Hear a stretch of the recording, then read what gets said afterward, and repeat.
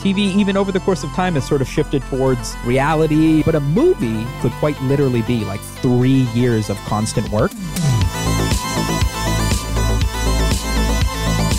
You're a meme man. I am the meme man. Going through your recent videos, I was wondering your thoughts on best recent meme, worst recent meme.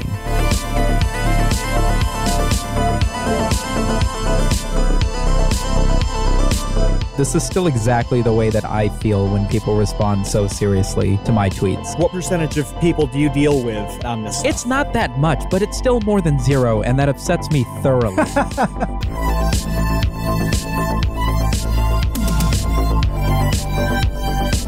I want to talk about your 5th tweet ever. Oh, before I read the tweet, I need to point out that in 4+ years, not a single person has liked this tweet.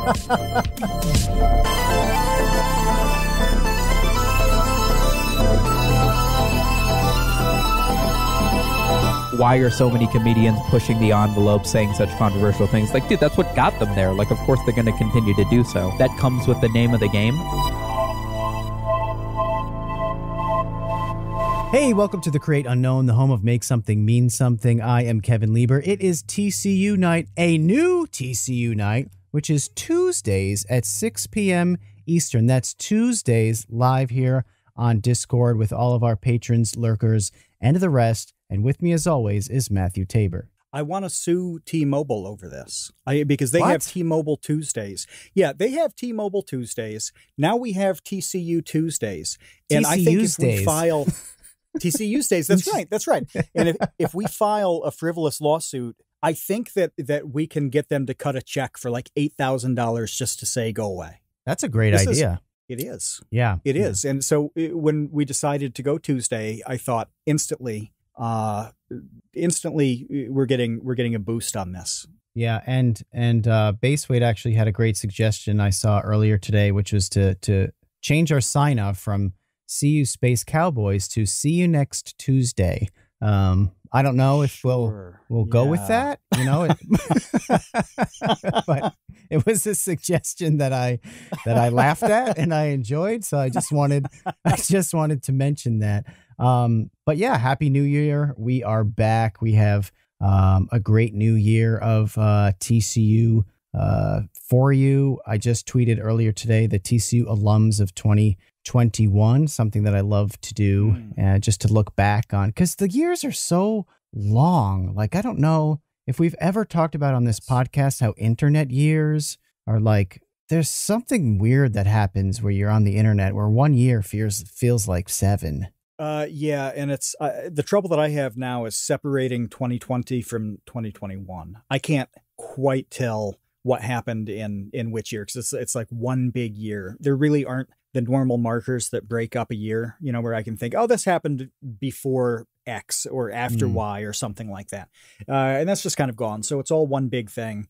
And Mini Kudos shot me a DM when you posted that tweet saying that that he could have sworn that he was on in 2021. And no, it was actually before that. I know. It was before that. It was 2020. So yeah, there are a bunch of people who we need to kick and rattle and get them back on, because a lot has happened in a year and a half. Yeah. Well, luckily tonight we have officially kicked and rattled a guest who we've had on in the past, but not in 2021. I believe this was a 2020 alum. So why don't you tell us a little bit about our returning guest this evening? That's right. He's back for his annual checkup. And our guest tonight is somebody we should have known better than to have back, since a few months ago he claimed on YouTube he needed a cold shower with breast milk. But here we are, kicking off a new year in exactly the wrong way. And it's been a full year. In December of 2020, if you'd bought stock in something like, I don't know, H3H3, it would have been like buying Beanie Babies at their peak and vomiting through the dizzying descent into thrift store curiosity. We, however, are intellectuals and we have exquisite taste in memes. So we loaded our portfolio with SumitoMedia. And as the world continues to burn, we've doubled our money just as Sumit doubled his subscribers. And in that time, he's gone from averaging 10,000 views per month to about 600,000. this is one of my favorite things to look back on over the last 100-some episodes. Not long ago, he asked his audience what type of content they'd prefer to see more of. And all but 2 responses pushed for him to continue doing what he wants to do and to focus on quality over quantity. And that's really the strongest endorsement from the people watching you. When they just want you to be you so they can see more of you. And it means that the job to video and streaming pipeline that Sumit detailed for us last time has worked out quite well. And now he's got 2 cats that are awesome. We need more cat pictures in the episode chat. But we're deep in one of the darkest prolonged periods of our recent existence, and we need memes and the goofballs who trade in them more than ever. Last year, we spent a fair bit of time talking to all sorts of people about humor, how it works, and why it works. Sumit, you've successfully morphed into this half man, half meme in the most trying of times, but we need your help. The international science community has worked tirelessly for over 2 years, or almost 2 years, to answer the most pressing question humanity faces as we enter 2022. We don't have an answer yet, but maybe you can help. Why is Misato from Evangelion the go-to girl for shit posters worldwide? That's a damn good question. I don't know if I'm qualified to answer that, because that anime is older than I am, and I am by like all means one of the new age fans that only hopped on when it's got its adaptation to Netflix, which has been universally chewed out for missing all the minutia details that nobody cared about until Netflix decided to leave them out in the remake. Hey, I cared about Fly Me to the Moon, okay? And rightfully so. That was rightfully so. A critical element of the ending of each episode was hearing that song. They probably could not have found a more fitting song. I don't know. Does the original Japanese airing of that, like on Japanese TV, Japanese dubs, use Frank Sinatra's Fly Me to the Moon at the end of every episode? I can't say yes definitively, but I would imagine so. I think it probably does. I would imagine so. I don't know why they would have, changed that or added that just for like Sunrise Video VHS copies, that right. came over in America. I don't know. It's twofold. That meme is so old. It's just like seeing memes from Berserk or JoJo's Bizarre Adventure, like animes that have been running for so long. You're gonna have kids who love it, obviously, because it's anime. But then you're also gonna have people who are like 30 plus with like jobs and strong opinions on things and artistic creativity to actually make something from scratch in an effort to defend their favorite waifu on their favorite TV show. But she's also only like she's the only character on that show that is above the age of 14. So it's a very safe waifu to go with when it comes to Evangelion. So I feel like a lot of people when default has that mattered to half of Twitter? That is the only thing Twitter thinks about sometimes, man. That's true. But yeah, it's confusing to somebody like me who's not into what is the genre? Anima? Is that what you guys are calling it? Yes. Animas, yeah. Right. Anima? Right. Anima? Warm Okay. liquid Okay. enemas. Liquid enema, yeah.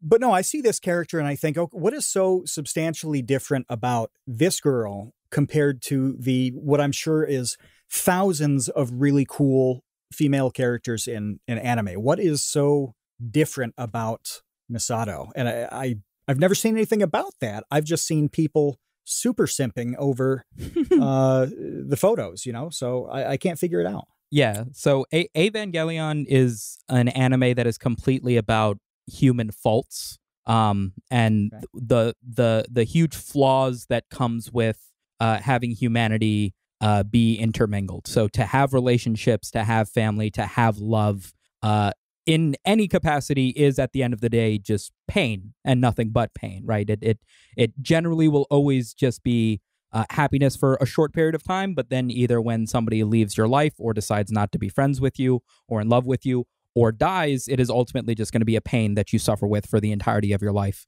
And the show showcases this through badass girls who are all about, being alpha, and then also more submissive girls that are just going to do whatever they're told, and also just people following orders and people that have never followed an order in their life. And in this chaos, in this anime of just people with nothing but flaws worn on their shoulders as their only personality trait, Misato turns out to be a bit of a badass. She works for a fighting robot company in a city that can be elevator down into the ground because there are so many constant attacks from giant monsters. And in that time where she has such a serious drive, she is still excited to tell you about the way that she customizes her ramen and drinking herself half to death with her pet penguin. And it's like, well, this is kind of a badass character in this otherwise incredibly sad anime. So she's kind of the only person in the anime that's sort of like that. And I feel like it's just easy. I have another little bit of a hypothesis that I'd like to sprinkle on top of what you just said, which was excellent, by the way. And that is, I think it's important to recognize that Shinji Ikari is at that like tumultuous, pubescent, learning about himself age. You know, how old is he supposed to be on the show? That's the main character. The main character, the one in the white shirt. Okay. He is everybody is 14 in that show. 14. Okay. And then you have Misato, who is this kind of maternal figure to him. Like, not only is she a really attractive boss lady because she has, this high profile job and everything. She has her act together, but she has this kind of like mommy thing going on, it's such a well-known trope, the other way, where girls have like a daddy thing that happen. I really think Misato is a mommy thing going on. And if anybody's watched Evangelion, they know there's a whole lot of mommy things involved in that show. Right. The longer you watch. I'm so nervous about where this is headed. Well, I mean, you need to watch. I don't know. She is quite literally, like, in the meme itself, right? A mommy character is sort of like someone who will take care of you in one way or another, whether it be the sexual aspect of it is physical, but I think everybody sort of means emotionally. That's like, hey, can I rest my head on your shoulder? Yes. Perfect. You are my ideal soulmate sort of thing. But in the show, Shinji does not have a mom from where we pick up the show. Hasn't met his mom since we pick up the show. And Misato is quite literally taking care of him, driving him to school, feeding him before he goes off to not pilot the Evangelions. So she is quite literally mommy Misato. Yes. To both Shinji, later Asuka, and a few other characters in the show. She's like babysitting all of them, basically. Mm-hmm. Yeah. So that is definitely, I think, a huge part of this is like the mommy thing where, but then also what you said where when she kind of lets her hair down, so to speak, and she's just like guzzling beer and kind of being a regular person too, there's that side of her as well. And I must say, I'm really excited that we've just spent this much time just talking about why you constantly see these Misato, these like horny Misato memes online. It's worth talking about because it is a strange phenomenon. Because like you said, Matt, there's a million.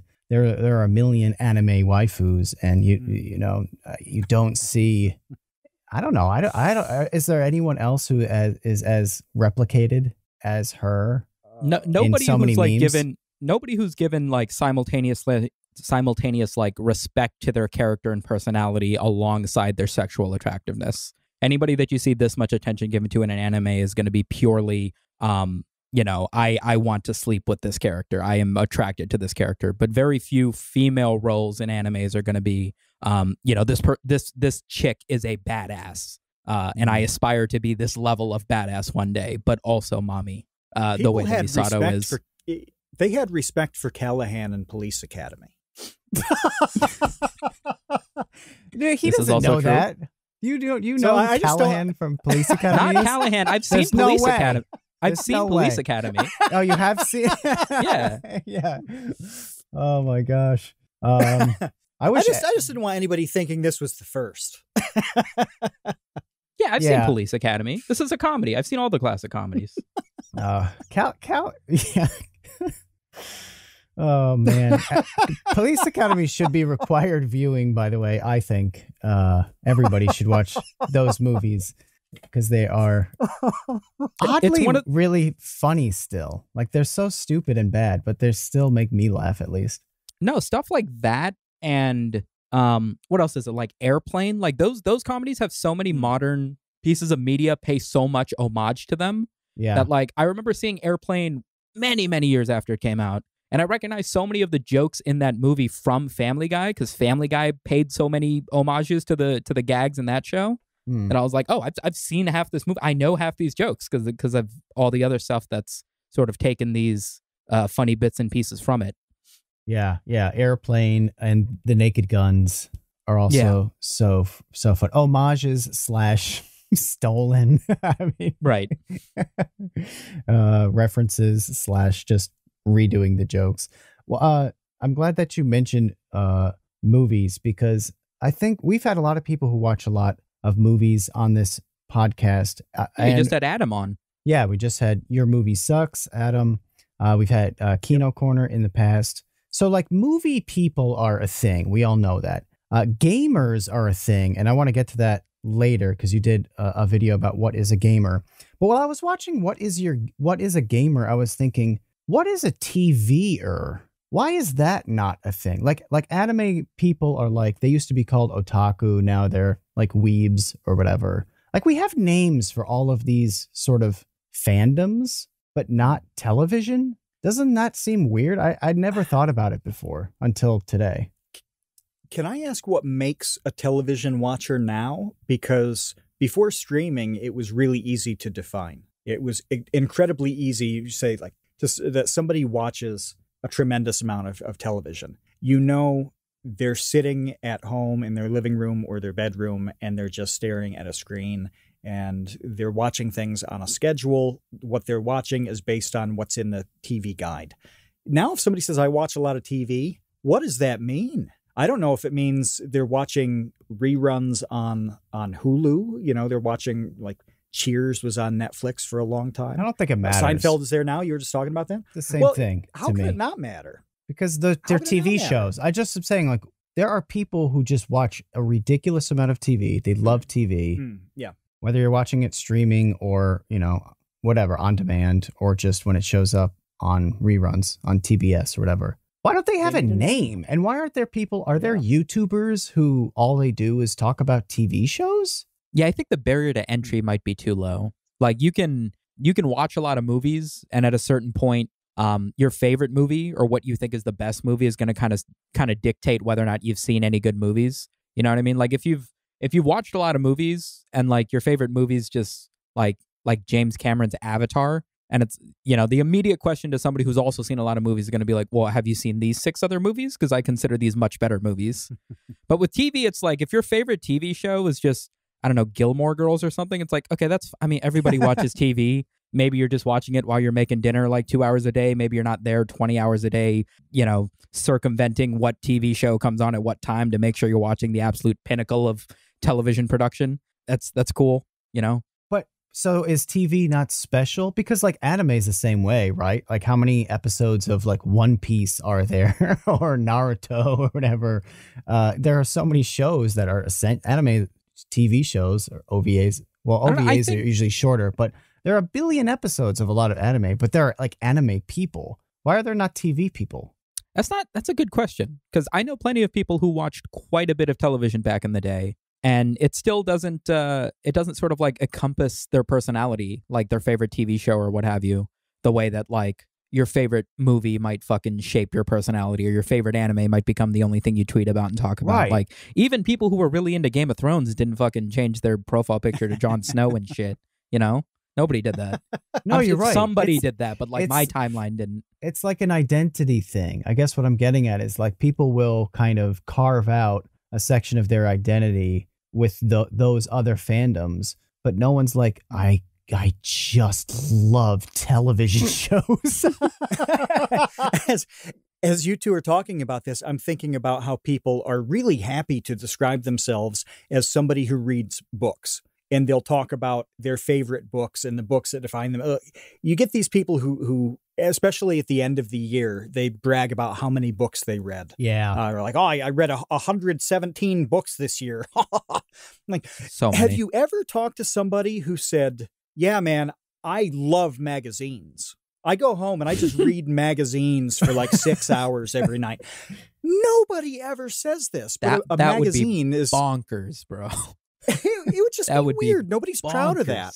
Yeah, I would be like, okay, you like have a stack of different magazines and you read through these short things. Like, it wouldn't make sense to anybody involved in this conversation. Nobody does that because it's like a lesser version of a book, but everybody's happy to say, oh, yes, I read think 2 that's books what it a week. is. I think that's what it is, because I think it doesn't make a ton of sense to like make a whole thing out of reading a bunch of magazines, because like the amount of time that writers put into a magazine article is just not there compared to like the years of somebody's life it would take to focus and research to write even a single book, and then to have, you know, a book by like an author who's known for writing very, very good books. I think the same thing comes down to TV, where it's like TV, even over the course of time, has sort of shifted towards reality, or you got to make 12 episodes of something. You got to get out, 6 hours in order to have a show on television network sometime next season, 2 seasons from now.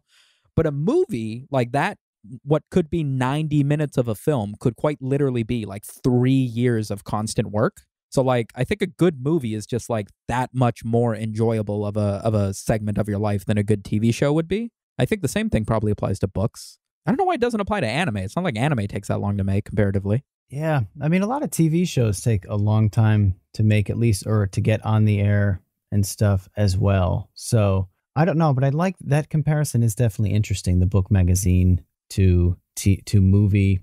I don't know. I just feel like we have gotten to a point where a lot of TV shows are better than movies. Like, I don't know how you guys feel, but it's rare when a movie comes out at this point, and I think, wow, that was great. But there are a lot of TV shows that come out that I think, wow, that was great, because you can tell a richer story over the course of, 8 hours than you can over 2.5. But I don't know. I guess in the chat, Boss Threads called TV people couch potatoes, which I think is funny because that used to be sort of the derogatory term back in the day for people who would just watch TV all day. They were called couch potatoes, but I don't really think that applies anymore. No, I mean, no. I think it says a lot. No. I think. Oh God! Oh, sorry. I'm so sorry. I just thought of calling like 20-somethings who just gotten their first apartment and all they do is sit there and watch Netflix. We call them futon fungus. What? Are potatoes fungus? No, but no, fungus they're is the worse. fungus. And I just like they're growing on the futon. I mean, it's great for you. I don't know. It's weird, man, because like TV's not like, when I think TV, I think watching a television show, which seems obvious. But like, to me, watching a television show is like, hey, Kevin fucking said Game of Thrones is great. I'm going to go watch Game of Thrones. There is no TV in any part of this. There's no couch in any part of this. I'm pirating Game of Thrones and either downloading it or watching it on HBO through their streaming service. But like, actually watching a television, like sitting down and just letting the fucking TV networks dictate what you're going to watch for the next 3 hours, like, I haven't done that in fucking years, dude. I remember I went to VidCon in like 2019 and I was staying in an Airbnb and they had cable TV. And it must have been the first time I was watching cable TV in like 6, 7, 8 years, something crazy. And I remember like a fucking like 19-minute episode of like The Simpsons has like 8 or 9 minutes of ads. Mm-hmm. Like, it was crazy. Yeah. I thought Hulu ads, like the 90 seconds they take away from you, the 30 seconds they take away from you, was obtrusive when you were watching a show that was only like 23 minutes long. But holy shit, it is almost impossible to get into a show with my attention span at this point when there's that many advertisement breaks every 6.5 minutes. It's ludicrous. Yeah. And it's funny to me, everybody who has grown up in the world where they don't watch that TV and they don't know what it was like, do get upset where it's like, I have to wait 5 seconds before I can click skip this thing. Oh my God, this is so horrible. Life is the worst. Yeah. It's like, Louis C.K. has a quip about that in his latest special where he's like, he doesn't skip the ads when he gets ads on YouTube. Because he's like, I feel like somebody worked hard on this, like they taught a cheetah how to run next to a Jeep Wrangler. Like, I'm like, okay, I'll give you my 30 seconds, whatever. Like, everybody nowadays, like, 5 seconds skip. Like, what if you made that ad, Like, it's so rude. Yeah.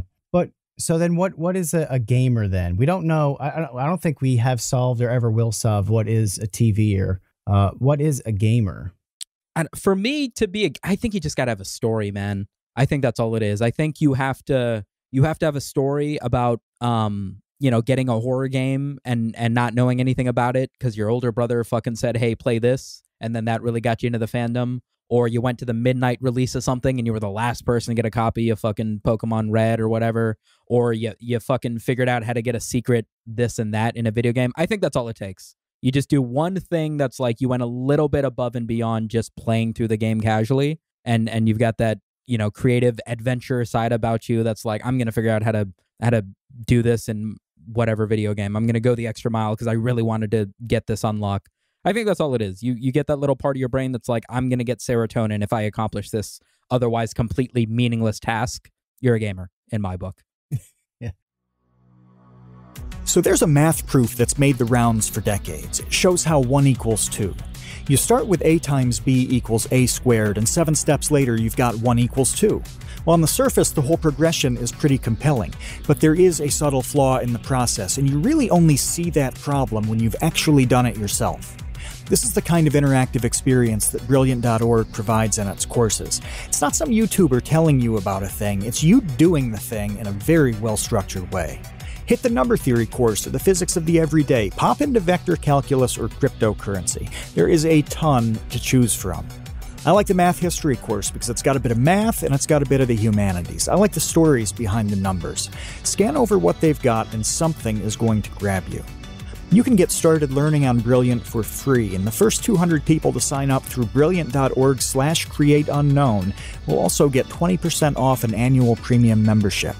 Click it, check out the options, and get started, because that's free. And if you want to go premium, 20% off with brilliant.org/createunknown. It's a new year. Start learning something. Start mastering something. We talk about make something mean something. Do that in your mind with Brilliant. Brilliant.org/createunknown. Links down below. Have you ever platinumed a game? Platinum means all achievements, every unlockable? All the trophies. Yeah, all the trophies. Yeah, all the achievements, everything. I think a few. It is hard to do that in like PS2 era, PS1 era games, because that was like the main thing to keep you playing a game, was they would just make ludicrous amounts of unlockables. But yeah, I mean, the Sly 3, I definitely platinumed. Everything about it. Burnout 3, Takedown, I definitely platinumed. Every car unlocked, every gold in every race. Yeah. I mean, there are games where that's like literally almost impossible to do. But like games where you could do that in like 20, 30 hours and it was like the only game I had that weekend. Yeah, I've definitely done that a few times. Yeah, it I must tell you, it pained me when you referenced PS2 as the retro era. I was like, oh no. Not the retro era, just that, like the original launch of like Yakuza 0, for instance, which I say the original launch, no. That was like game 3. So when they made Yakuza 0, there is a stupid amount of unlockables in that game that just don't make any sense. Like having to beat a dart game drunk. Like it's nothing but luck. There's no way to beat that without just doing it for 45 minutes straight. Disco minigames, all these little things that don't matter at all. And then if you play like the first Yakuza, most of that is not there. And that game came out first. But there was like this era of games where it's like, listen, we need to advertise that there's 80 hours of gameplay. So we're just going to kind of artificially inflate this number by making 3 times as many reasons for you to play this. Now you got to do this in a different costume. You got to do this after you've beaten the final boss. And that's all it is to get you to play it more often. Yeah, that's why I've never platinumed any game. I don't think any game, because at some literally point, nothing? No, none of them. I don't think that can be true. You said you play a lot of RPGs, though. Those games are notoriously more or less impossible to fucking get every unlockable for. It's not that they're impossible. They're just tedious. It's like, okay, so for instance, I just finished playing Tales of Arise, which I absolutely loved. I played it, for probably about 20, 25 hours longer than it would normally take you to beat it, because I did a whole bunch of side stuff and I really enjoyed it. One of the unlockables is you just have to get to like level 100. And after it took me like 60 some hours to get to level like 66 or something. So I'm like, am I going to just grind for 10 hours or whatever just to get up to level 100 so I could get the little ding that I did that? No. Yeah. That's insane. I'm not going to do that. I'll just stop here, I guess, and have not. And the other games that I love playing that are also hard to do are the the FromSoft games, the Souls. Oh, hell yeah. The Soulsborne games. Because it's the same thing. It's like a lot of the trophies I can get. And then at some point it's like, okay, do this ridiculous thing and collect like 50 of them. And I'm like, no, I'm not going to do that. I mean, I feel like games that are almost entirely story driven, I'm sure there's a better example, but stuff like The Last of Us, like I have to imagine, like maybe not platinuming the game in terms of like on like a PS3 or something, getting every little achievement that they have. But like in a game like that, there's very few decisions. Like you can't make a final decision at the end. There aren't really like skill trees or anything. It really just comes down to maybe there's a secret boss, maybe there's a side horde of locusts that you can or cannot fight. But by the end of the game, you've done everything that any other person would do in that game. And platinuming it might just be going back and beating the game on the hardest difficulty. But even then, it's not like, you know, it's not like you don't have the golden boots. You didn't unlock the final weapon. You've absorbed every part of that game. And in my opinion, at least, that's all achievements as much as possible. If none of the achievements are hard, then you've done what that game is capable of making you do. Mm-hmm. Yeah. I just don't like the over the top tedium things where it's like, do 12 hours of farming for this ridiculously rare thing that that has a 0.02% chance of dropping. Let's talk memes, because that's your thing. You're a meme man. I am was going through your recent videos, and I was wondering your thoughts on best recent meme, worst recent meme. Best recent meme, worst recent meme. Best recent meme. I love the Chinese social credit stuff. That's been pretty hilarious to me. Can you explain that to me? Because I don't remember that. I don't think I've seen this. It's so stupid because like my videos don't require anywhere near this level of understanding, because it's just a meme. It's just people being kind of ignorant and making the same jokes over and over again. But then I have to be ever so slightly factually accurate in my representation of the meme because I have an audience. So like I couldn't just take a look at people making fun of China and communism and comparing President Xi Jinping to Winnie the Pooh, and just not like I needed to research it basically. So I'm over here like Googling stuff and reading articles for a fucking meme video. Never thought I'd reach this point in my career. But basically, China incorporated a social credit system in a few small villages in an effort to try and just sort of get people to behave in the way that the government would prefer them to behave. So you start with a social credit point of 1,000. And then if you do things that are beneficial to the government, like showing up to work on time, ratting out anybody who is, breaking the law, like turning in criminals, stuff like that, paying your taxes on time, being a leader in your community, having a kid who shows up first place in like a soccer team or playing a musical instrument at their school, all that stuff bumps up your social credit. And then if you do stuff that's bad, then you lose social credit. Being drunk in public, being arrested. The memes came in like the finer details of this, where it's like you could lose social credit points for writing, bad things about the government on WeChat. Or anywhere on the internet, writing anything that goes against what the Chinese government wants you to think. If you say that you aren't a fan of the president or new regulations that they put in, then they can take away social credit points from you, which can prevent you from getting a job, which can literally prevent you from entering a government building. It can prevent you from using public transportation if your credit points fall too low. So people online how do you get them back? Can you work your way back to be able to get a job again? You can, in that there are things you can do to bump up your social credit points, right? So you could lose 25 social credit points because you were arrested or because you got a traffic ticket, right? But then you could gain 50 social credit points if you turn in a criminal to the police. There's somebody steals a cat, you call the cops, guy gets arrested, you get 25 social credit points, and now you're at neutral, right? But it doesn't work that way. If you lose 200 social credit points because you're doing bad things, and then you would be getting 200 points back because you've done good things, you don't end up at a neutral 100. You're still just, no, you got, traffic violations or whatever. You're still bad on our scale. You don't get to do this and that. The memes came from just people making fun of how arbitrary it seemed to be, because it was very much not, we want to keep track of who's got a good credit score, who's got a bad credit score, like it is in the US, where it's just money lenders seeing how trust you with cash. This is very much just, do we think you're a good person or not, according to this rubric of stuff that only we care about, and you're going to adhere to it, or you're not going to be able to live your life with the freedoms that you want to live your life with. I have an idea. I think that if you said that you start with 1,000, I assume that can go down to 0. Yes. I don't know what the bottom end is. So 0 is the lowest. Okay. So let's say, boy, you're probably in, a couple standard deviations from the mean once you get down to like 200 points. Yep. If you kill somebody who has 250 points or under, you should be able to absorb their points. Like picking up loot in a game.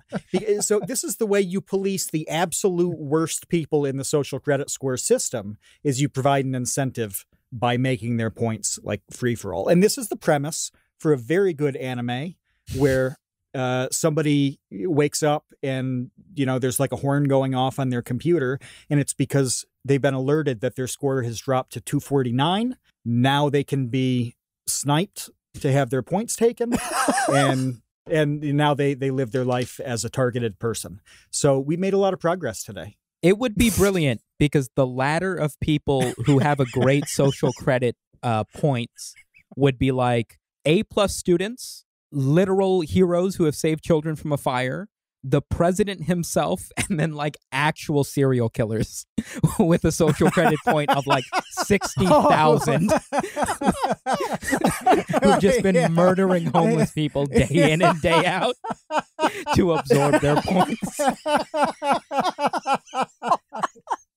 Oh yeah, they just have thousands of points.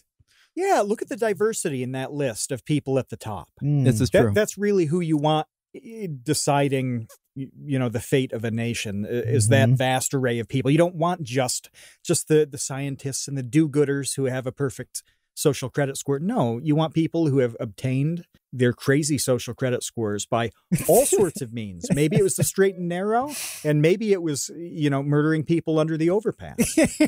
Representation for the everyman. Yeah. Through might, right. like Conan the Barbarian, just chopping people down through sheer strength and determination. Like the Terminator. Oh my gosh. Yeah, you have like the goody goodies who know how to follow the rules, and then you just have the strong and the psychotic. That would be a good anime. I think I would watch that. I wonder if you can dip below 0 and go into the negatives. Like somebody. What happens if you hit 0? I have to imagine at a certain point they're just hunting you down, because you can't get like the most social credit points you can lose. And I mean, the document's in Chinese, right? So I have like translations on translations of what actually contributes gaining or losing social credit points. But it's something like committing a serious felony. I imagine along the lines of killing somebody, probably nothing that serious, but something you would be arrested for, something that the police would actively be searching you for, only loses 100 points. That's the most amount of social credit points you can lose in one instance, according to the government. So if you're down to like 450, 444 points, like you've either been failing your classes for like years on end, or like you are probably already in jail. Right. Incorrigible offender. What are the memes though? So the memes are basically because the social credit system is designed in such a way that it is very much just what the government wants the people to be acting like, and that giving you social credit points. And what the government does not want the people to be acting like, and that losing you social credit points. The memes are just making fun of the fact that the Chinese government is not, like the ultimate persona, the ultimate representation of what the ideal human should be, I suppose. So they have memes that are like, hey, and this is true, if you have more than one child, you lose social credit points. It's not like universally implemented throughout all of China, but it's very much like, you are not allowed to enter a public building. You can no longer meet the president. You can no longer use public transportation because you have 2 kids. Sorry, that looks bad on the country. Everybody knows that. Why did you not get the memo? You spoke of Tiananmen Square. That is not something that happened in Chinese history. All Chinese citizens know this. We're taking away many, many hundreds of your social credit points. Clearly, you are not a good individual. You are not a stand-up citizen. Get out of here with your nonsense. And then just whether or not you like John Cena. I looked up real quick, and I put this in the episode chat. I looked up trying to find a rubric of how many points you'd lose for certain things really quickly. And I didn't find that, but I did find this list of what they call trivial score lowering actions, including smoking in a non-smoking zone, walking a dog without putting it on a leash, jaywalking, an individual not visiting their parents on a frequent basis. Yep. But the last one on the list is cheating in online video games. Oh, yeah. Big one. How do they find out? How do they find out if you cheated? China's esports scene is weird. It's weird because China has very good esports teams. They're very good at H1Z1. They're very good at League of Legends. They're elite players. But China does not want their youth just doing nothing but playing video games, and their youth just absolutely wants to be playing video games. So, like, the vast majority of this, I don't want to like super generalize, but a huge portion of online players on China play at like public internet cafes. So like there used to be a meme in like the H1Z1 community where because you were playing on an online internet cafe, you weren't playing on like your personal account, right? So your name wouldn't be Kevin Lieber, Matt Tabor, like it would be if you were playing at home. It would literally be like Panda Cafe 1, 2, 3, 6, 7, a long series of names. Because you're playing at, you know, a Panda gaming cafe or whatever it is that it's called. So you could tell every player that was Chinese in your lobby by just looking at the list because it'd be very obvious who was playing on a public gaming cafe. So I imagine they have to have anti-cheat devices there that are just sort of, hey, don't plug shit into our computers because it looks bad on us. Didn't they pass a law very recently limiting the amount of time you can spend playing online video games? Online specifically, yeah. Yeah. So I think it was only children under 13 or 15. Not that minutia matters, but I don't think it changes all that much. But B, there was this meme about this that was like, online video games and newer video games are completely riddled with like microtransactions and just battle pass mechanics, loot box mechanics, just to get people to spend money to have flashy, weapons and camouflage and what have you in online gaming. So if China had a big enough population, if they were trying to get people to stop gaming, they might actually cause a ripple effect where because it's only online gaming that's affected by this, they might rebirth the solo campaign gaming through all of China, and games might go back to being excellent story-driven AAA titles again, rather than just how many hours can we get people to dump into a multiplayer environment. But I don't think that's gonna stick at all. Mm-hmm. If you could punish people who cheat at games, if you could punish them on a broad societal level, would you do it? Would you flip the switch on cheaters if we could do that in the US? In online video, I mean, yeah. I mean, this is me, but yeah. I've had too much time ruined by people cheating in online video games to not have a pretty heavy disdain for people who do that. I wouldn't say kill them necessarily, but like I think a nice creative solution. I don't remember what game it was that did this, but basically when they recognized that you were cheating in a multiplayer lobby, they would lock your account to where it wouldn't say anything, but every time that you would queue into an online game, you would end up in games with only other people who were cheating in online lobbies, and that would be the only lobbies that you could play in, which is a beautiful solution to a problem that is probably not a real problem. I like it. That's good. My favorite recent meme is Pondering the Orb. It's a good one. Because I don't get why that, and you said this in your video about Pondering the Orb, is that it was so like esoterically entertaining. Like there was no punchline. It's nothing. There was no reason for it to be so entertaining or so popular or so funny. It just was. There was this like organic element to it where everyone liked it. And I liked that. I liked that a lot. It didn't seem forced. It just seemed like Pondering the Orb.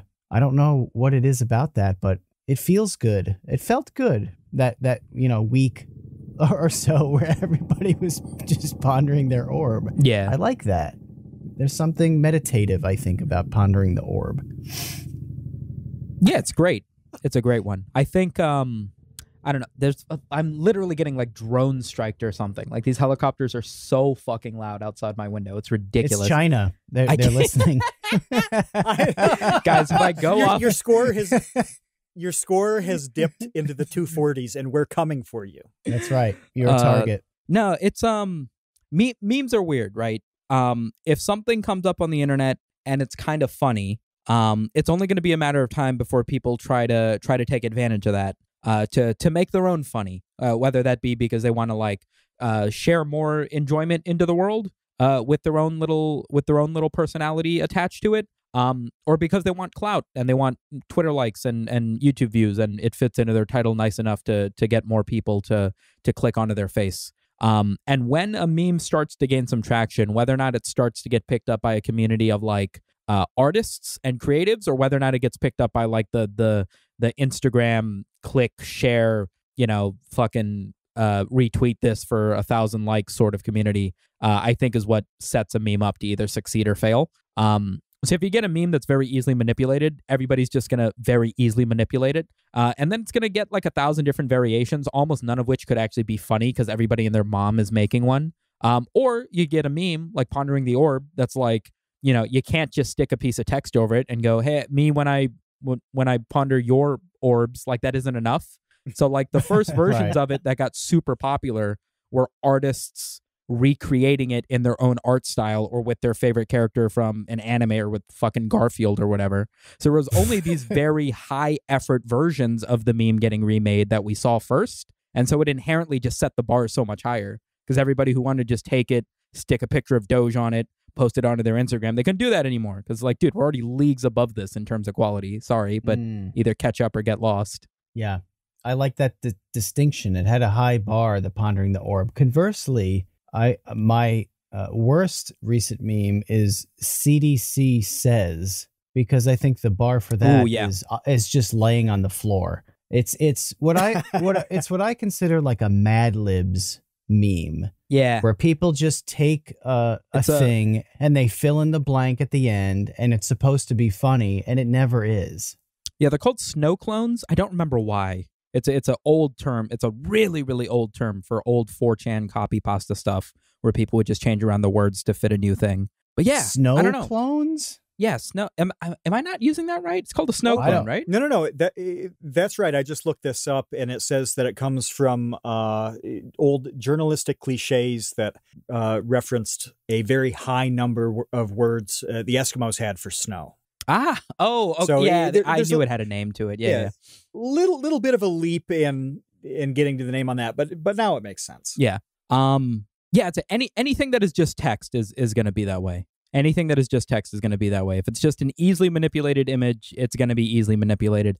And I don't know. Yeah, it kind of feels like it's in bad taste, right? Because it's like hey, the CDC says you're allowed to send me boobs in my iMessage. Please send me boobs in my iMessage. The CDC says to subscribe to the Create Unknown, by the way. And that is true. But like the implication is that, well, the CDC says it, so like you should follow it. And like that's already highly debated it with like the actual CDC. So it's like you're already sort of setting yourself into a weirdly political situation with a meme about boobs in your inbox. Yeah. It feels to me like the network sitcom of memes where it's just the lowest possible bar. It's formulaic. You think of who's finding this really funny. That's how I think about it, where I see a thing and it's like, who's appreciating this and laughing at this thing? And when it's something like the CDC thing, they're people I don't want to know.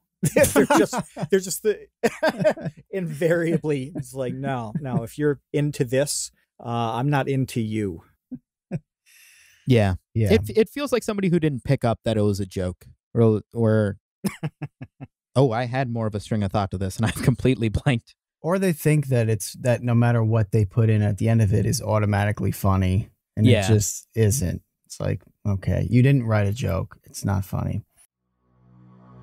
Last year, nearly 5 million people in the United States quit their jobs, and while a tiny portion of them did it to devote more hours to Animal Crossing and the consumption of chicken tendies, almost all of them did it to get a better job. That's a tremendous amount of talent swimming around looking for a good place to land. And if you need to add somebody to your team, you'll find a whole lot of them on LinkedIn. You can make a free job post on LinkedIn Jobs in a few minutes, and you'll hit over 770 million people. That is literally 10% of the planet's population. Check out their skills, throw out some screening questions, and you'll narrow it down to the candidates who are the best possible fit for you. LinkedIn Jobs helps you find the candidates you want to talk to and faster. Every week, nearly 40 million active job seekers visit LinkedIn. That's where they are, so it's where you need to be. Post your job for free at linkedin.com/create. That's linkedin.com/create to post your job for free. Terms and conditions apply.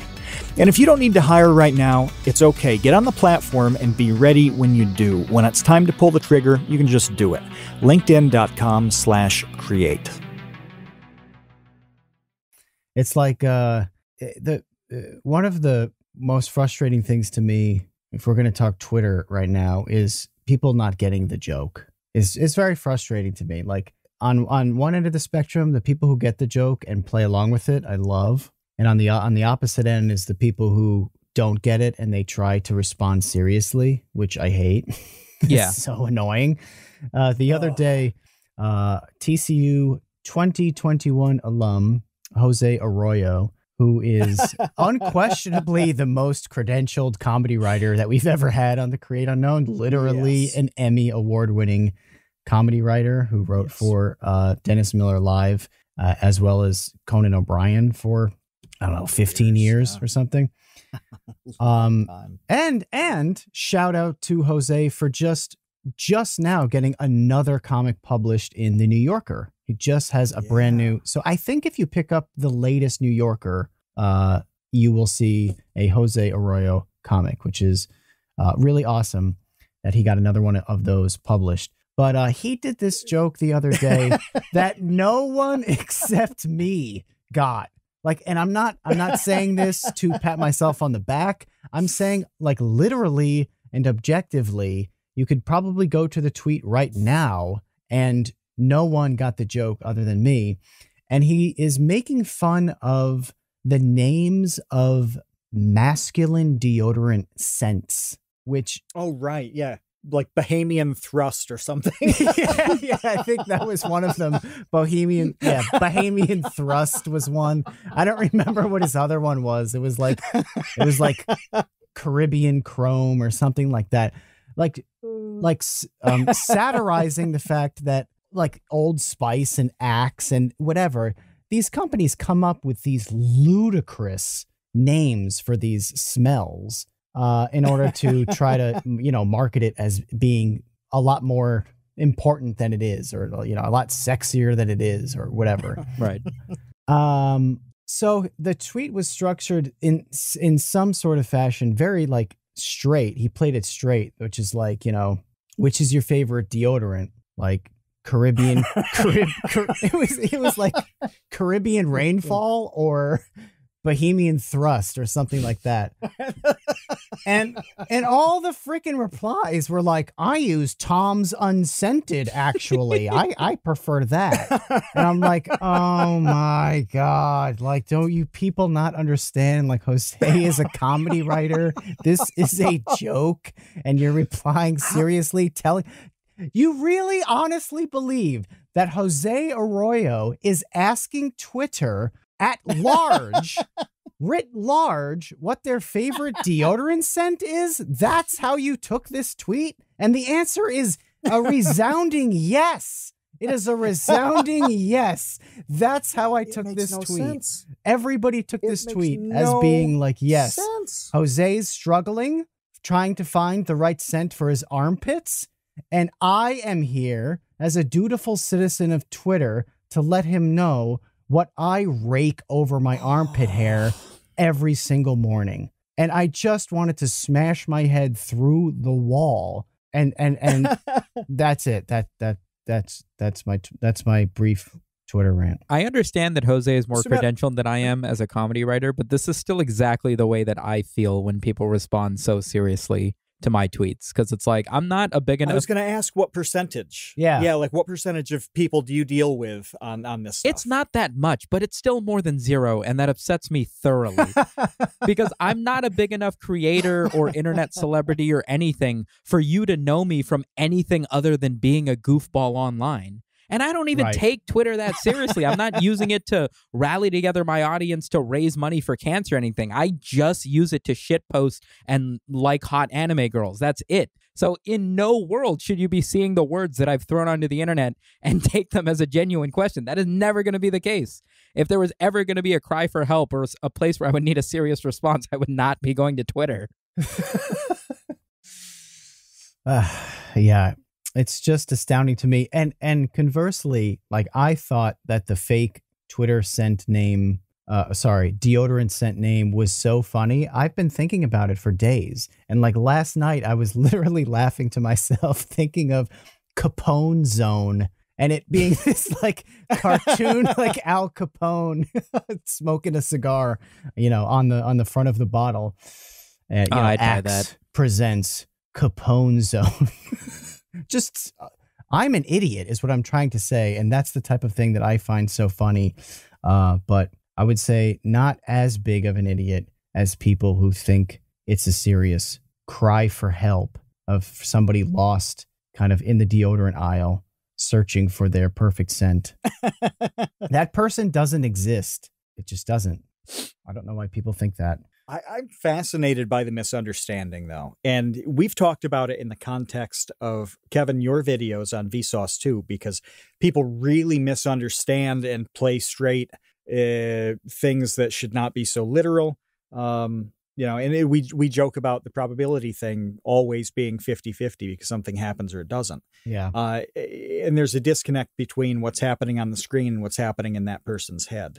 And I wonder if it's the same thing that's happening with a meme or Jose's tweet. Well, yeah, but I think the important point, though, is to go back to the fact that like Jose's almost always tweeting jokes. Like you are almost always tweeting jokes. So it's like if you're following these people, like I totally understand if you're coming in cold, you don't know that they're a comedian, you don't know that they're being sardonic or ironic or whatever, sarcastic.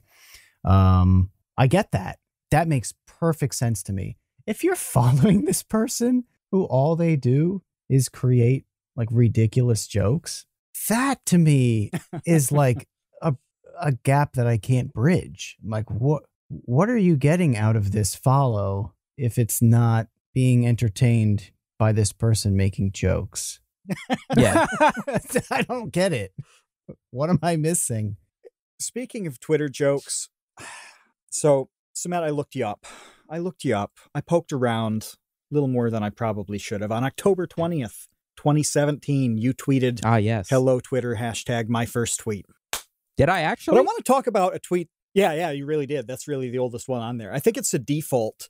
Like when you sign up for an account, it like puts that tweet, autofills it for you. Yeah, I thought you could not tweet that. And I feel like 2017 Sumit would know better than to not tweet that, but I guess not. Yeah. He was drunk as hell on October 20th, I guess, evidently, which is probably how he got into Twitter in the first place. But I want to talk about your 5th tweet ever. Okay. Oh, fuck. This is your 5th tweet in the history of the account. November 25th, 2017. It sounds like it's around Thanksgiving. I don't know, plus or minus. I don't know what day of the week that was. It is 5 days before my birthday, so I'm wondering where my head was at. Well, before I read the tweet, which is short, I need to point out that there are no likes. In 4+ years, not a single person has liked this tweet.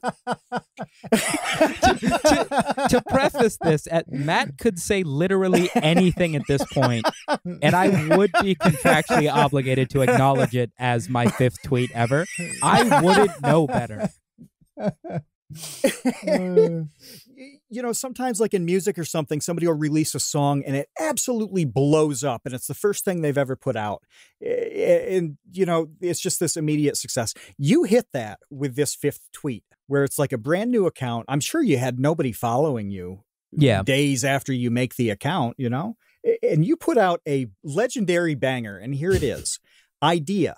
A Fitbit you put on your ass that keeps track of how thick you are throughout the day. Hashtag thickbit. So I'm going to like this tweet. I feel like it's like an NFT situation where I'm the first to do a thing. Freshly minted. That's why I'm putting this in the episode chat. If that didn't telegraph what we were in for the next 4 years. Nothing could be clearer than that tweet. Yeah, I mean, I don't know. I fucking tweeted that knowing nobody was ever gonna fucking read that tweet, dude. That's the vibe I get off of this. I have gone through like several days of just not tweeting. Not that sounds terrible. I've gone several days where instead of writing new tweets, I've just gone back to tweets from years ago and retweeted stuff from when I had like 5 followers on Twitter. And it's like, dude, I'm not going to take effort to write new material for you idiots. Just take this old stuff that nobody read 3 years ago. I'm sure it'll do just fine now that I have 20-something thousand subscribers, and enjoy this. Yeah, that's a good one. I've stolen my own jokes a lot as well, just because I've been like writing the stupid things for so long. Like I used to write like the types of joke tweets that I do now. I used to do for my school newspaper in college. Right. And I've forgotten them. That was so long ago, and my memory is non-existent that I forgot those jokes. So I'll see them and I'm like, oh, that was actually really funny, me 20 years ago. So I will like repurpose those. But I remember this comparison has since gone away, which I'm thankful for.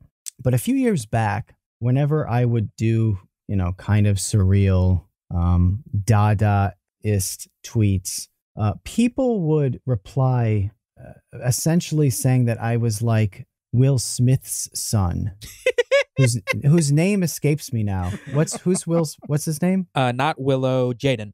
Jaden Smith. Yes. They were like, okay, Jaden Smith. And I wanted to be like, hold on a second. Okay. I was publishing these stupid jokes when Jaden Smith was a dream in his father's, what. Not to mention the fact that who I'm actually ripping off are people like Stephen Wright and Jack Handy and Mitch Hedberg and those type of people, whom you don't know. And I'm sure that they ripped off, who knows? What? I know all of those Henny guys. Youngman or something. No, I'm not saying you. I'm referring you mean Twitter people, sorry. To the Jaden Smith responders. Yes. And those guys got it from some sort of vaudevillian, Friars Club comedians before them. Even like, Rodney Dangerfield. Like these are just old types of old styles of telling jokes. So I just wanted to throw that out there, that was a thing for about a year, and it seems to have gone away, and I'm thankful for that. Yeah, Twitter's dumb. Twitter's bad. Like as I don't know, man, it's such a easy way to reach so many people in the same way that like Instagram or YouTube or just the internet in general is. But it's so fucking consistently stupid and the most bottom of the barrel. It'd be like if you wanted to take like a focus group, but like the focus group they had was like, they were like, yeah, we just went out and got 30 random people, but it was like the 30 random people who like just got off a bus from an insane asylum and they were all grabbing Arby's at the same time. And it's like, yeah, no, 30 random people, but this is the best that we got for now. That's what it feels like. You can't, the difference between a fucking like absolute comedic gold joke on Twitter and something that just gets like 2 responses, one of which is ratio and the other one claiming you stole it from their best friend a year ago, is nothing. It's literally nothing. It's just who decides to see it first and who decides to retweet it and stick it in front of their audience first, and whether or not it's people who are going to enjoy it or people who are just going to fucking hate on it. But it's got absolutely no bearing on whether or not your tweet was good or bad to take a look at how many likes or retweets it has. It means absolutely nothing. I will say the one thing that makes me feel like an alien more than anything is when something on Twitter will pop on my timeline that has like 200,000 likes and I don't get it at all. I'm like, really? 200,000 people think this is great? And I have no idea why. Like none. And it's not like I don't have the frame of reference necessary. It's just like, this isn't funny at all. Right. What is wrong with me? Why? It just makes me feel like I don't belong on the planet when that happens. I don't know. Yeah. Does that make any sense? I have the benefit of it sort of being my job to stay on top of things that are comedically related on the internet. So if I know for a fact that it's a joke or people are memeing it, making jokes about it, even if I don't get it, I am sort of obligated to take the time to do a bit of research and find out why people think it's funny. It's quite literally my job is to make videos about stuff like that. But that happens to me all the time because I don't really follow politics at all, anything that is even remotely political. So I will bump into stuff that I know is kind of related to Hillary Clinton in one way or another, but I just do not understand this political cartoon, what the person who retweeted it is referring to, what any of this is supposed to represent, like weekly basis. Yeah. There will be stuff that like everybody, I only follow like 100 or 200 people on Twitter. So like when 4 or 5 people retweet the same thing, it feels like everybody's talking about it on my timeline, right? So I'll have like 4, 5, 6 of the people that I follow all making jokes about, I don't know, Kyle Rittenhouse's trial or some so-and-so passing a law about this or so-and-so claiming this from another country. And I will just have no fucking idea what's happening for like hours on end until I take the time and I cave and I decide, fine, let's Google what's happening. Yeah, but I don't even mean like current event things where you're like, you have to be plugged in to know something. Like I'm talking about, I'll just make something up because I can't think of a real example, like an image of like a dog eating spaghetti. And the tweet says like, where do I get some of that? And it has like 400,000 likes. I'm like, what? It's a funny fake meme, but it would work great as an actual meme. Like if you tweeted that now, you'd get 500,000 likes. No, I feel you though. I mean, the internet's fucking weird, man. The internet's fucking weird. Like if they just see something that hits the right fucking neurons and sends the serotonin through the body, like that's all it takes. I know. Do you think that it's harder or easier or the same to be funny online on a place like Twitter than it was in less serious times a few years ago? On Twitter still a few years ago?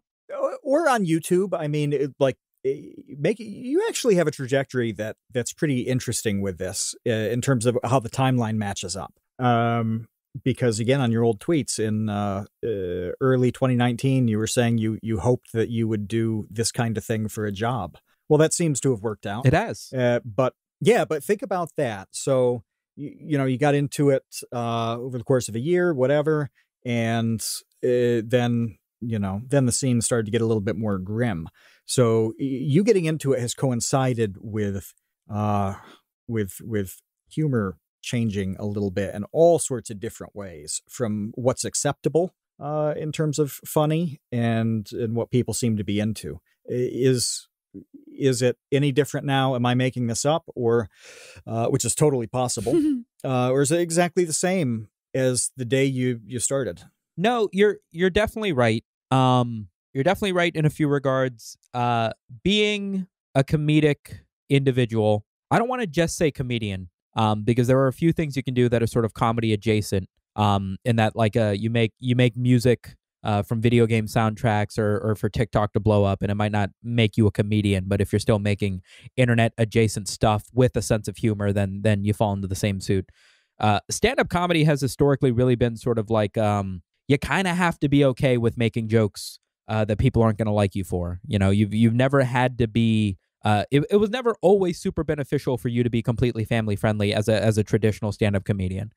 The most successful stand-up comedians from the 90s, the early 2000s, when I was born, I'm sure this has existed for decades before that even, were not necessarily politically correct. You look at George Lopez, Carlos Mencia, Russell Peters, Aziz Ansari. You take a look at so many people who have made all these jokes about race, who swear, who talk about sex and drugs and politics in a way that definitely would not be the most, not age-restricted video on YouTube. And they have hundreds of millions of people watching them on HBO specials and all this and that. Millions of people watch these people. They were not completely politically correct. You kind of always had to be that way. In fact, it was sort of not cool for you to be a comedian that only did family-friendly stuff. Like a comedian that doesn't swear, like that's weird, right? To think about it that way. So the one comedian who wouldn't swear ended up being a serial rapist. So who are we talking about? Yeah. Which one out of the many possible answers here? Bill Cosby.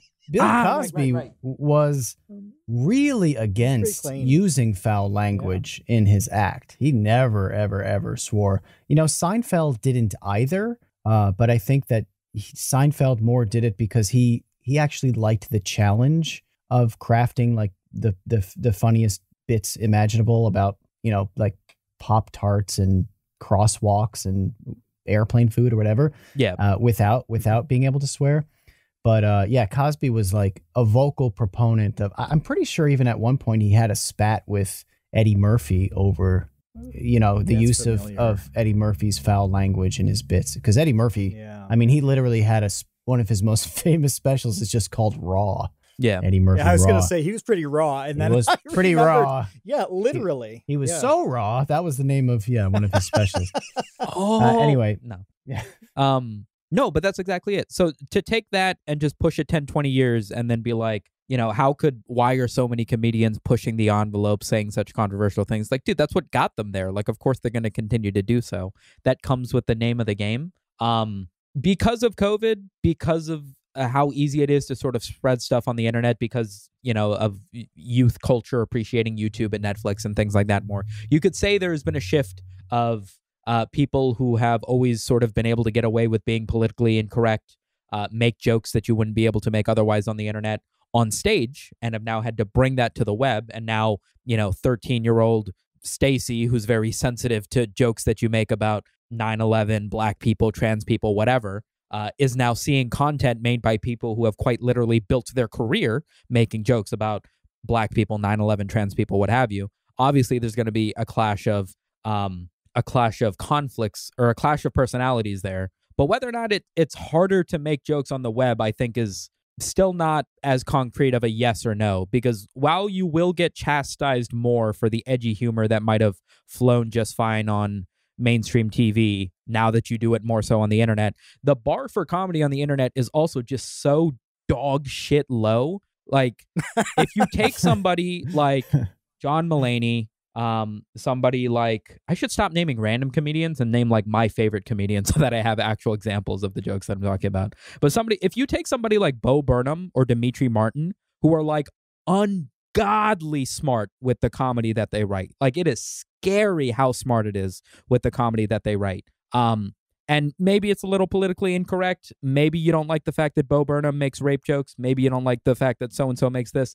And you compare it to the comedy that exists on the internet, which in large portion is 9-second fart reverb sound effects and Logan Paul vines, you know, and just like, you know, like stuff like stuff where it just zooms in on the face of a monkey. Like, that's the comedy that exists on the internet, right? So it's like, those are good though. Yeah. On one hand, I want to see monkey face zooms. Yeah. On one hand, you have to be careful because people will be a little bit more critical of stuff like that. But on the other hand, you're still making better comedy than what exists on this platform in its entirety. You're still making much smarter comedy, I would hope, than what already exists on TikTok and Vine. So you're still miles ahead of that. So it's harder because you might get canceled, but it's better because something. It's like that classic thing that you see pop up all the time where somebody does some sort of tweet that's like, wow, you can't joke about anything anymore. Comedy is dead. And then they're like, but what about this? Schlurpity doo. And that's supposed to be like the funniest thing ever. Do you have any idea what I'm talking about? They'll just say, I do. It'll just be like, it'll just be like wiggity wiggity whoa. Wow. But they're serious. Like, that's not even. No, like, that will be what gets all the likes. Yeah. Right. They're totally like dead serious. Or something will be misspelled. There's like a Chinese restaurant that has a funny name. They're like, check this out.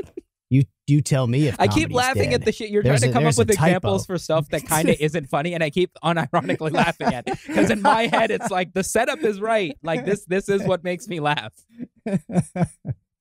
Yeah. Yeah, I don't know. I mean, I think the great thing is that you get so much of this stuff just delivered to your fucking phone so fast at the touch of a button. Like, you don't need to be critical of it anymore, you know?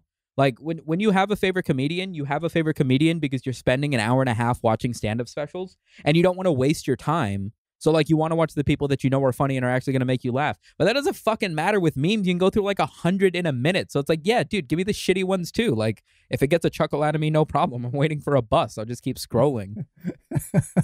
Yeah, exactly. I have a question about this because my feed is pretty well curated now with funny people. I don't see a lot of stuff that's not funny or that I look at and I think, that's okay, I'll scroll through. No, almost everything I look at on my feed is either interesting or funny. But half the people I talk to are insanely depressed and unhappy. And I don't understand how you can have access to a literal stream of amazingly funny shit and feel bad all the time. Like, how can you not log on to Twitter and just like laugh for the 90 minutes that you're on there scrolling? And at least, I'm not saying that that's going to fix all the problems in your life. You're going to feel amazing. But for 90 minutes, you're happy. Why isn't this happening? I think people are just fucking wired to fucking find a problem with something or just be mad about shit. Like, I went through a little bit of a rabbit hole the other day of, I don't even want to give too much information about it because it's going to be really obvious who I'm talking about, but basically just like internet drama. You know what I mean? Like something will happen and then somebody will make a video responding to something that happened. And then somebody will make an hour-long documentary about every fucking tweet that they've ever put out, explaining why so-and-so happened and why so-and-so shouldn't be allowed on the internet anymore. And then somebody will make a response to that. It'll be like 40 fucking videos deep of people just yelling at each other because of something that happened at one point. And then, like, it'll trickle down to my fucking community of people on Twitter where it's like, Sumit, have you seen this? And it's like, yes, why are you wasting my time with this? Have you not seen the dog pictures on the web? Is this not what we've all sort of agreed to laugh at? And it's like, nah, dude, I want to be mad about people on the other side of the fucking planet that I'm never going to meet but did something bad. And now I have to thought police them. It makes me feel bad because I feel left out at a certain point where it's like 6 or 7 people will be yelling about something that happened on the internet. And in my heart, I want to be like, well, I know better than to, you know, introduce this into my fucking bloodstream. I should just continue being happy-go-lucky as I am. But at a certain point, it's like, should I also be mad about this arbitrary thing on the internet? Because it seems like everybody else is mad about this arbitrary thing on the internet.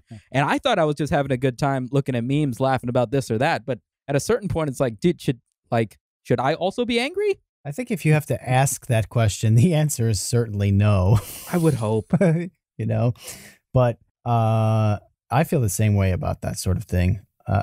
When that drama stuff pops, I just let out like a bone-shattering yawn to all of it. Like, my God, really? This is what we're upset about? Almost no matter what it is almost always incredibly boring. You know what was not boring? Boogie pointing a gun at someone. That was real. that was not boring. That was, you know why? Because that was a crime. But most of these things, discharging the gun. Yeah, these are not crimes. Let me know when crimes are being committed. Otherwise, if somebody just did something that someone else, you know, allegedly was upset about, I'm not interested. I do not understand how it continues to take up so much of the internet's fucking time. I don't know if I'm just following the wrong people, but yeah, like it feels like the absolute minutia of a tweet that someone sent when they were in high school a decade ago becomes the only thing people are talking about for the rest of the week. It's like, God damn, dude, leave it. But you've got this massive supply of amazing stuff that you'll enjoy. Whether it's funny stuff or high tier funny or that low tier stuff that Kevin was describing, it doesn't matter if it's what makes you happy. You have all of this, and it's the strangest thing to me. It's like you give somebody a plate of like 2 plates, and one of them is filled with like bacon and cheese and whatever you like the most, and the other is just pure diarrhea slopping around. And they slam their face into the diarrhea plate for no good reason. But like nobody's forcing them to do Matt, this. Matt, you right don't next understand. To that when the plate of diarrhea was 17, they texted someone who was also 17. How can you not be upset about this? Are you saying it's okay? I don't get it. One thing I think that is important to glean out of this conversation, though, is that if you are following people on any social media who all they do is post like outrage bait and negativity and all of that stuff, stop following them or mute them. Yeah, you know, for the unless sake of you your like mental that. health. And if you like that, then, you know, go for it. If you need that, if you need some sort of like way to divert your pain onto someone else's pain, I kind of understand that.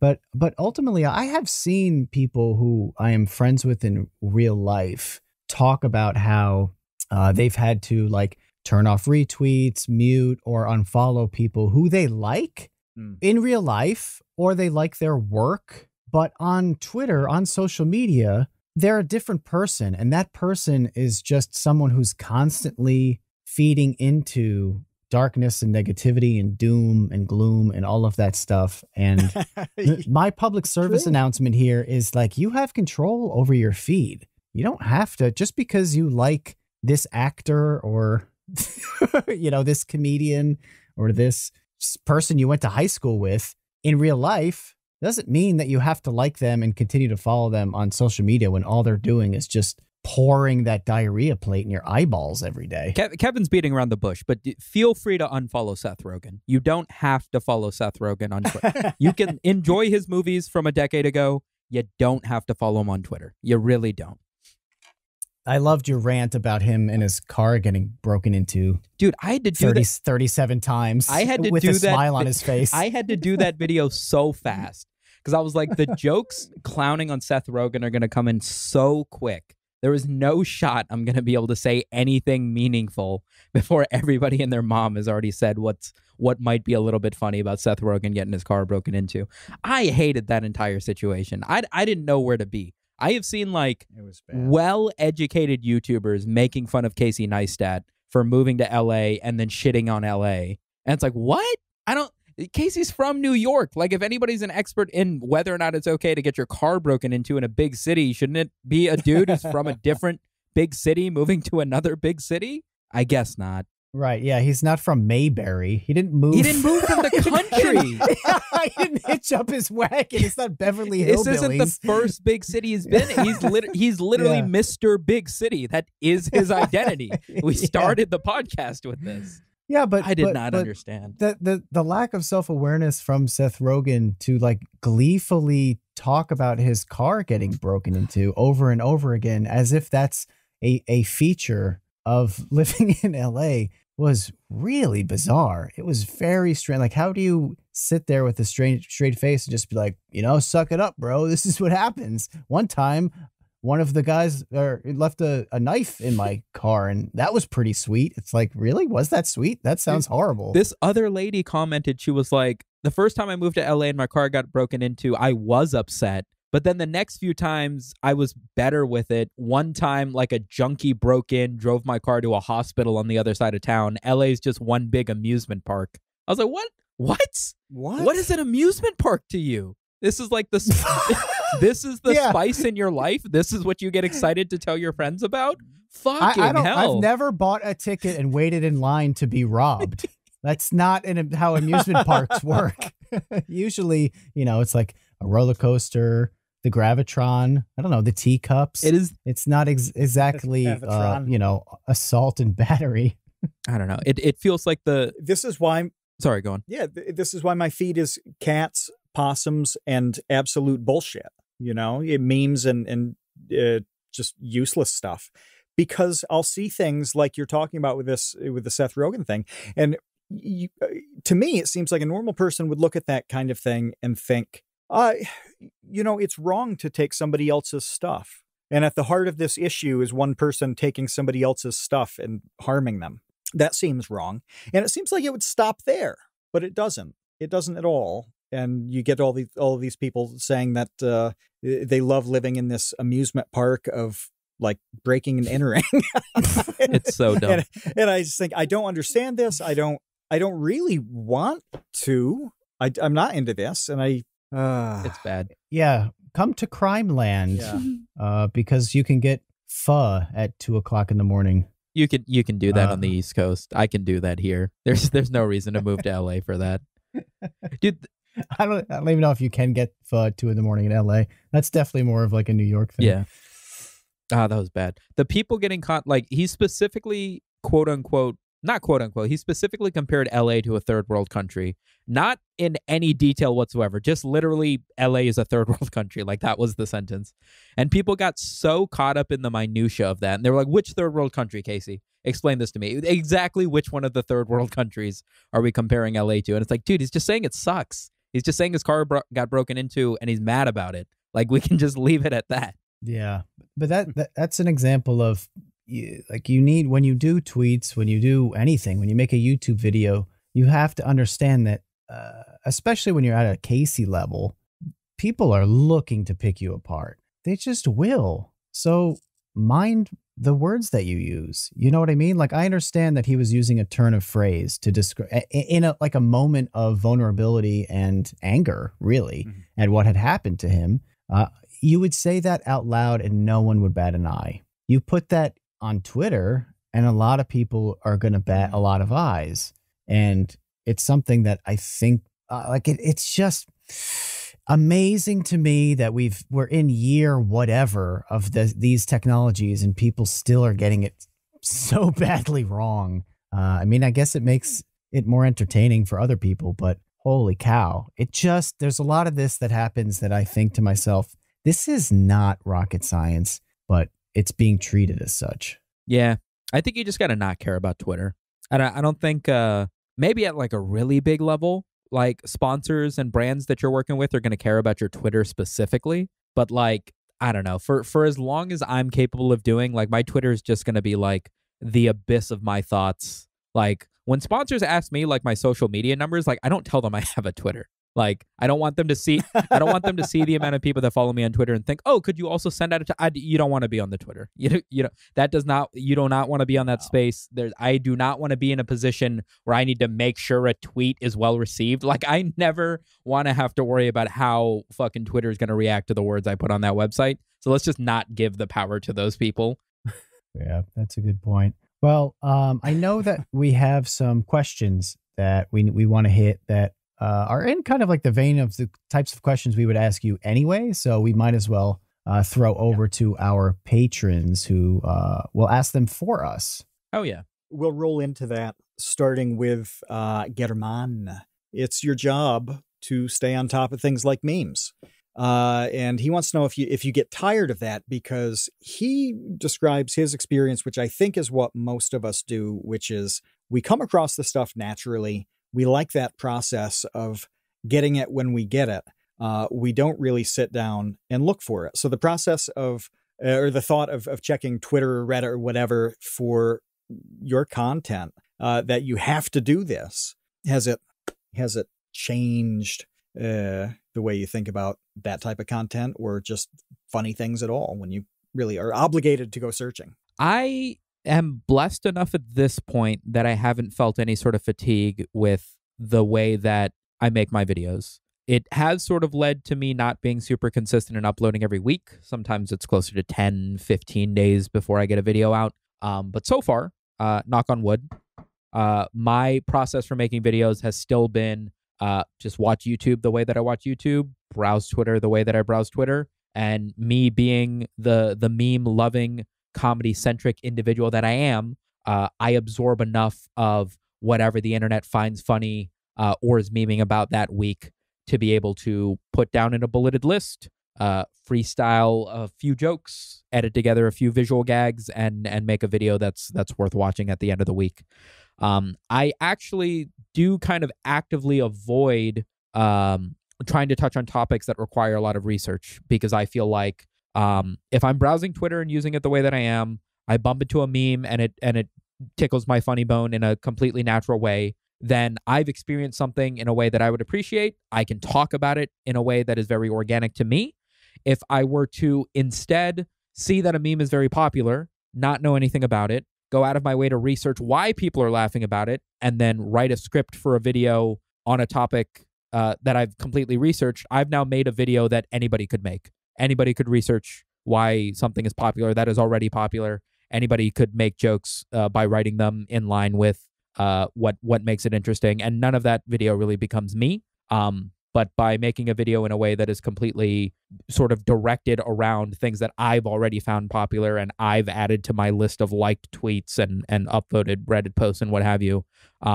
Regardless of how that video turns out, it's going to feel like a SumitoMedia video because the skeleton for it is something that only I can do.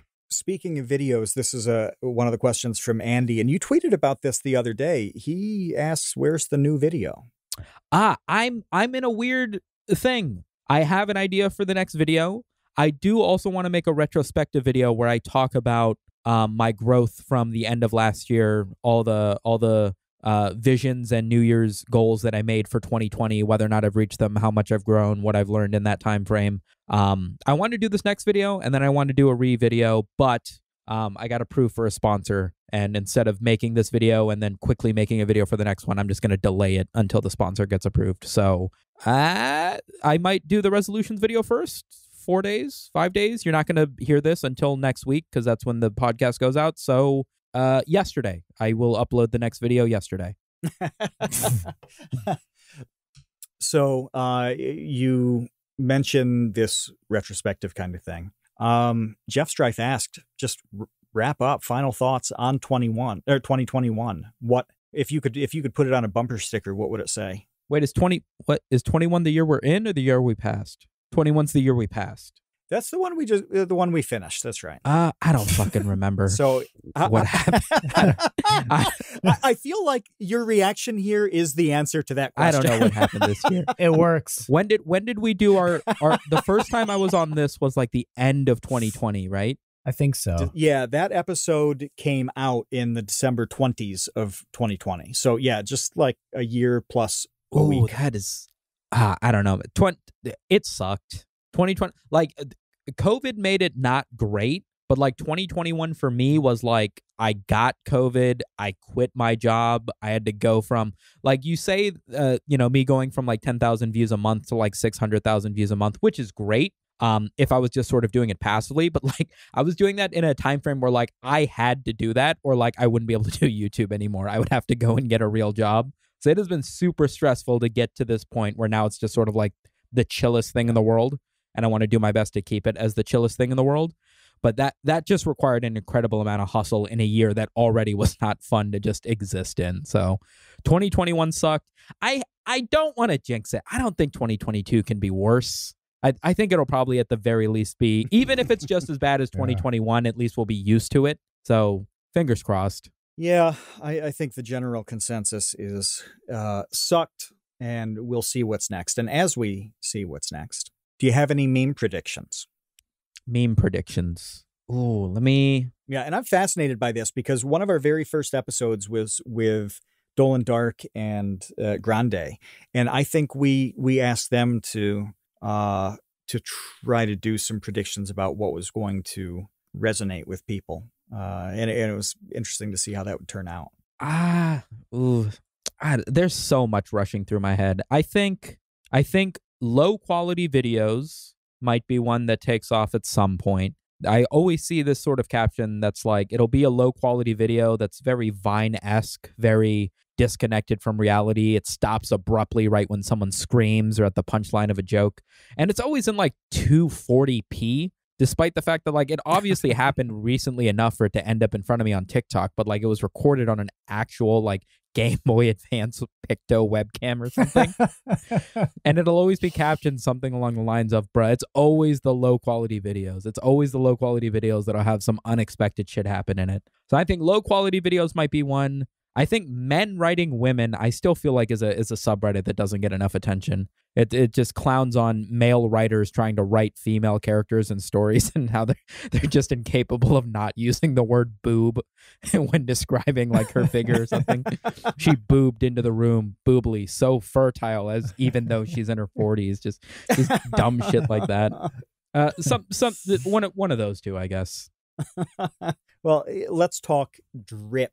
Where do you get your shirts with the katakana and other similar shirts that you wear? You've got a Star Wars one on now with a little bit at the top, don't you? What's that say? I don't know. Japanese is one of the languages I don't speak. But yeah, this is from PacSun. It's my girlfriend's shirt. My girlfriend buys all my clothes, so it's she is the one who makes you look the way you do. Yeah, I mean, she has direction from me that's sort of like, hey, I want weeby shit that's, you know, anime inspired, Japanese inspired, any of that. Like, it could literally just be actual katakana. Like, it could literally just say like "cats up" or something. But so long as it's in Japanese, it'll look fine. But fucking anywhere at this point, like any online retailer that caters to millennials or Zoomers, PacSun, Uniqlo, Bershka, any of those, will have a section of graphic tees, and half of them will be anime shit. Like, it's mainstream enough that it's not even hard to get a shirt from your favorite. Fucking FYE, like you will find Evangelion and Death Note and Star Wars and SpongeBob. Like, it's all dope. That was one of my New Year's resolutions, actually, was to now that I have a face cam that actually picks up more of me and I can actually stand up on this pseudo stand-up comedy stage I've got going. I wanted to be a bit more of a well-dressed boy. And yeah. Well, you got a Sleep Warrior shirt. Love that thing. Thank you for that. Which I was really appreciative of. And I was thinking, and you do these kind of style shoots, I've noticed, all the time. And I think we need to create unknown shirts for you to do, you know, we do a little down by the river kind of style shoot at some point. Oh yeah. I am 27. I just turned 27. I have still not written off the idea that if everything plays out well, I might become part of a boy band at some point, or a model.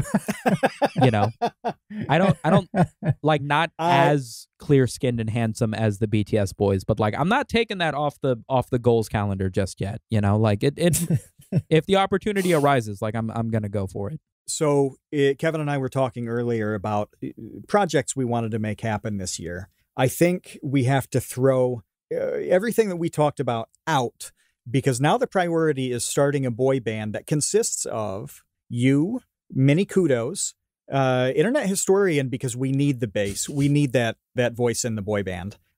We need Crip Daddy. He's in the boy band. We've got 4. Who's the 5th?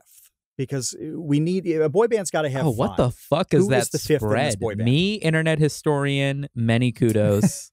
Yes. And then Crip Daddy? Yes. This is the boy band. Who's number 5? Okay, it's a boy band. Okay, so I don't think... Okay, so let's say the 4 of us would be like the actual group, and then the 5th one would be somebody who'd be like the one who would split off and get their own individual record label going. I am going to go with... what is the spread? Like, what the fuck would we be called, man? We'd be like the All Internet Rejects. That would be the name of this boy band. There's no cohesion. You'd be called it was like Seth Rogen's car. Yeah. Fuck, man. I don't know. I'm gonna fucking Matt Pat, the fucking game theorist. Let's go with that. That'll be the 5 of us. Yes, such a good choice. Such a good choice. I like it. Matt Pat's the frontman. He's the only one allowed to wear a pleather jacket, though. The rest of you just you can't infringe on that. Yeah, that's fine. Right. I don't want to get copyright claimed for that. This one is really for both of you. Because you've touched on this a little bit, a couple times as we've talked. What's the threshold between liking anima? Jesus Christ, Animas. Yeah. So what's the threshold between liking anime and being a weeb? When do you become a weeb? I don't know, man. Because I mean, it's tough to like anime at all beyond like the big 3 or the 90s animes that sort of everybody watched because they were always on Toonami or Cartoon Network or whatever. They were on American TV show. If you don't count those animes and you go out of your way to watch anything, you know, you're going out of your way to watch something. You know, animes aren't short things. You're spending, 10, 20, 30 hours watching something. I think it'd be difficult to do that with anything and not let it sort of encompass at least a little bit of your personality, you know? Like, how often have I just randomly tweeted about Yu-Gi-Oh? I've been rewatching Yu-Gi-Oh! Like, it's obvious that I'm rewatching Yu-Gi-Oh! Because that's all I'm fucking tweeting about. And I wouldn't necessarily say I'm like a massive anime fan because I haven't seen everything as far as like anime YouTubers go. But like, I don't know. I think if you dip your toes even a little bit into anime in the grand populace of things, you're an anime fan. As much as somebody hanging up posters on their wall, if you've taken time to watch any anime past I don't know how old, past your 20s, if you watched any anime past your 20s, you're an anime fan. You watched anime outside of it being the only thing on TV, you're an anime fan in my book. Yeah, and the school quarterback is going to slam you into the lockers and call you a weeb at that point. I actually totally agree. I don't think that, there was a time where, for instance, comic book characters, superheroes, were incredibly nerdy and not cool at all. Even when we were kids, there were some major blockbuster comic book movies, like the Superman movies were very big in the 80s. You had Tim Burton's Batman movies, late 80s, early 90s. Big, yeah. And then Batman got really stupid with the Joel Schumacher, I think, is the one who did like Batman and Robin and Batman Forever. Mr. Freeze wasn't a good character. Batman Forever. No. Yeah, like those were like awful, and Batman had nipples. So it fell off. But my point is, today, oh my gosh, you're not a nerd at all. Like, everybody watches. That's what movies are now, are just superhero movies. You are 0% nerd if you go and see the new Spider-Man movie. Yeah. What you are is just a normal person. You're a boner if you don't.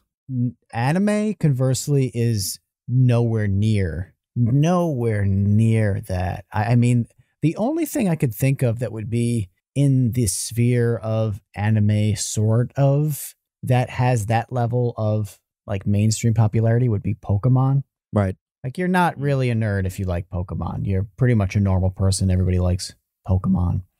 But as soon as you even get into the really popular, I'm talking the really popular anime like Demon Slayer or Evangelion, Naruto, any of that stuff, you're instantly kind of weeb territory, I think. Yeah. To most people. Now, within the anime category, of course, now you're going to have arguments and tiers and whatever, gatekeepers of like, oh, all you watch is like the normie anime. I'm watching whatever things that I've never heard of. Jujutsu Kaisen is probably that's extremely popular, but still sort of down below the rabbit hole of anime. And even that is probably way too popular for like the hardcores. So, but I agree totally. As soon as you're dipping your toe into, I don't know, anything that's extremely popular, Bleach and whatever, Full Metal Alchemist, you're getting tossed into a locker. Yeah. by the Chads. Although I will say that a lot of Chads, this is a side note, today grew up with like Dragon Ball Z. Yeah. Like, okay, so I watch UFC religiously. The MMA guys love anime. Oh, hell yeah. Because it's all fighting. It's all really cool fights. It's not just that. So they all have like Dragon Ball tattoos. You have to be like an actual anime protagonist level of mentality in the I can conquer the world, I can beat anybody.